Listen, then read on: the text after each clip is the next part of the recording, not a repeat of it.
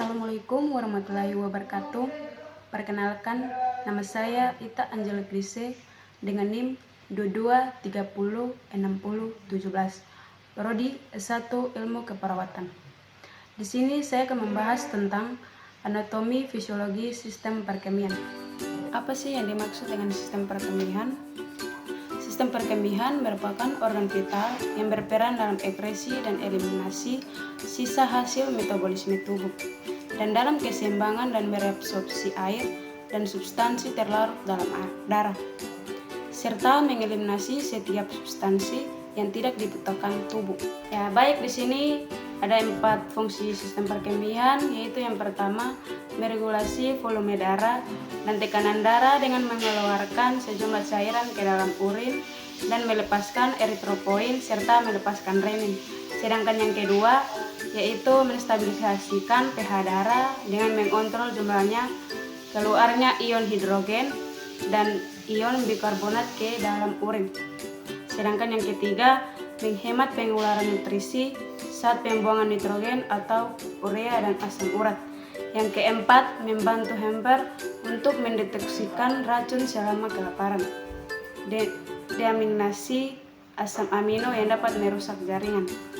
Jadi di dalam sistem perkemihan terdapat 4 organ, yaitu yang pertama ginjal, yang kedua ureter, yang ketiga kandung kemih, dan yang keempat ureter. Ginjal adalah organ saluran kemih berbentuk seperti kacang, dengan sisi cengkung menghadap ke median. Terletak di rongga bagian atas. Ukuran dan berat ginjal tergantung pada jenis kelamin dan umur. Ginjal pria relatif lebih besar ukurannya daripada ginjal wanita.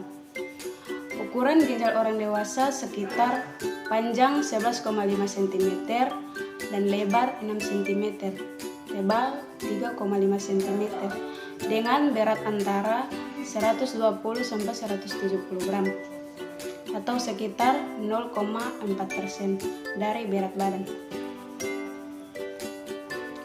Ginjal terletak di sekitar vertebra T12 sampai L3. Ginjal kiri lebih besar daripada ginjal kanan, dan pada umumnya ginjal pria lebih panjang daripada ginjal wanita. Letak ginjal kanan lebih rendah dibandingkan ginjal kiri karena terdapat lobus hepatis dexter. Ginjal terbungkus oleh jaringan ikat kapsula rectificis yang melekat pada perekim ginjal. Dalam setiap ginjal terdapat nefron yang berjumlah kurang dari 1 juta nefron. Ginjal terbagi menjadi 2 bagian, yaitu korteks dan medula. Korteks terletak superficial dan dapat berjuta-juta nefron. Nefron adalah unit terkecil dari ginjal. Sedangkan medula terletak lebih profundus, banyak terdapat ductus atau saluran kemih yang mengalirkan. Unit fungsional ginjal adalah nefron. Nefron pada ginjal dapat dibedakan menjadi 2 jenis, yaitu nefron cortalix dan nefron juxtamedularis, yang pada dasarnya mempunyai struktur dan fungsi yang sama.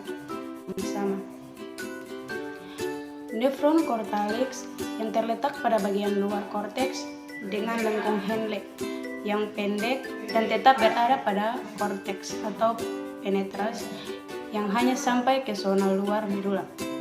Yang kedua, nefron juxtamedularis, yaitu nefron yang glomerulnya terletak di dalam korteks, dekat dengan korteks medula, dengan lengkung Henle yang panjang dan turun jauh ke dalam zona dalam dari medula.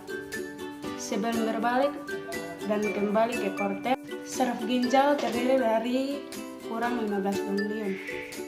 Ganglion mendapat persyarafan dari plexus renalis atau vasomotor. Saraf ini berfungsi untuk mengatur jumlah darah yang masuk keluar dari ginjal. Saraf ini berjalan bersama dengan pembuluh darah yang masuk ke ginjal. Kelenjar supranalis di atas ginjal menghasilkan 2 macam hormon, yaitu hormon adrenali dan hormon kortisol. Berikut adalah fungsi ginjal. Di sini fungsi ginjal ada 6, yaitu yang pertama mengatur volume air di tubuh. Ketika tubuh mengalami kelebihan cairan, maka ginjal akan mengekskresikan cairan dan pada kondisi kekurangan cairan, membuat ginjal berusaha mempertahankan jumlah air sehingga konsentrasi air lebih cepat. Yang kedua, mengatur keseimbangan osmotik dan ion. Fungsi ini terjadi dalam plasma bila terdapat pemasukan dan pengeluaran ion yang abnormal. Yang ketiga, mengatur keseimbangan asam basa. Ginjal akan mengekskresikan urin sesuai perubahan pH darah.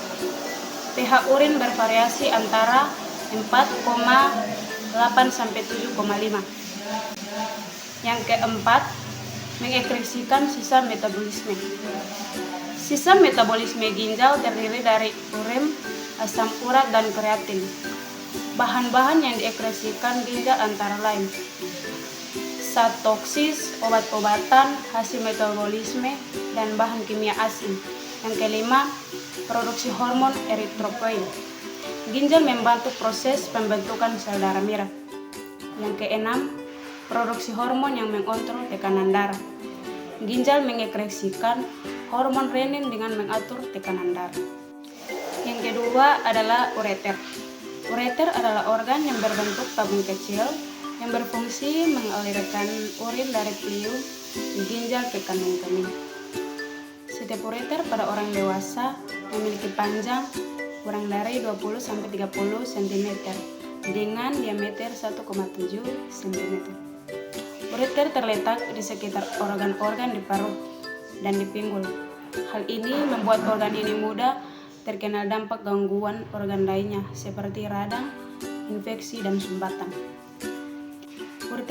Ureter sendiri dibagi menjadi 2 bagian, yaitu yang pertama ureter pars abdominalis, berada di pelvis renalis sampai menyilang di vasa iliaca. Yang kedua, ureter pars pelvica, berada mulai dari persilangan vasa iliaca sampai masuk ke kandung kemih. Lapisan ureter terdiri dari 3 bagian, yaitu dinding luar jaringan ikat atau jaringan fibrosa. Yang kedua, lapisan tengah atau otot polos. Sedangkan yang ketiga, lapisan sebelah dalam atau mukosa. Lapisan dinding ureter menimbulkan gerakan-gerakan presil setiap 5 menit sekali yang akan mendorongkan air kemih masuk ke dalam kandung kemih atau vesika urinaria.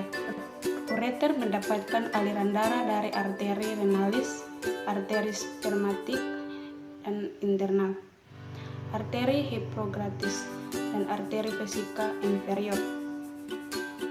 Persarafan ureter merupakan cabang dari plexus mesentericus inferior. Sepertiga bawah dari ureter terdiri sel-sel saraf yang bersatu dengan rantai efron dan nervus vagus. Yang ketiga adalah kandung kemih. Kandung kemih atau vesika urinaria bladder adalah organ berongga untuk menampung urin. Terletak di sebelah anterior tepat di belakang os pubis yang dapat dipalpasi dan perkusi saat pemeriksaan fisik.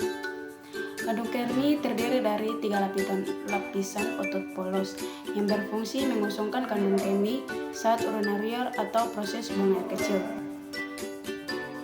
Dinding kandung kemih terdapat 2 bagian besar, yaitu yang pertama badan atau korpus berbentuk ruang yang berdinding otot. Yang kedua leher atau kolum yang berbentuk corong.